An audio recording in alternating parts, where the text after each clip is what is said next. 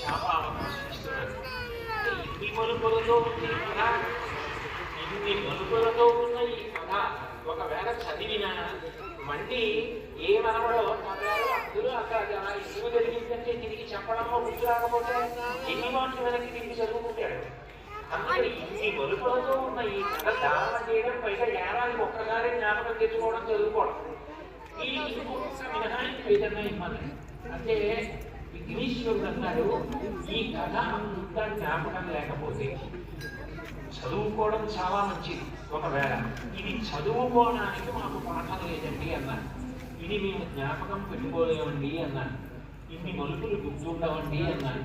ఆ ఒక్క శ్లోకం ఏదైతే ఆ రోజున జాంబవతి ఉయ్యాలలో ఆ పిల్లవాడిని ఉద్దేశించి పాడిందో ఆ ఒక్క శ్లోకం చెప్తే ఆ శ్లోకం మంగళాచరణమై అందరికీ ఆశీస్సుగా మారుతుందండి.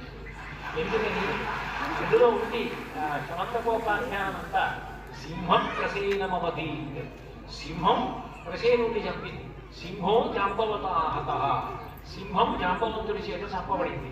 సుకుమారక మారోధి, ఓ సుకుమారుడా, ఓ పిల్లవాడా, ఏది తట్టుకోలేనివాడా, మారోధి ఏడవకు, తమకేశాస్యమంతక, ఈ శమంతకమని నీకే.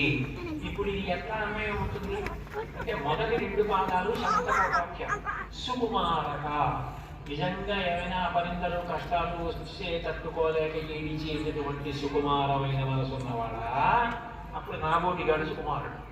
సుకుమారక మారోధి ఎడవకురా, తమకేశాస్యమంతక, శమంతకమని పొందినవాడు ఎంత అభ్యున్నతిని పొందుతాడో ఇది చదువుకున్నవాడు అదే పొందుతున్నాడు.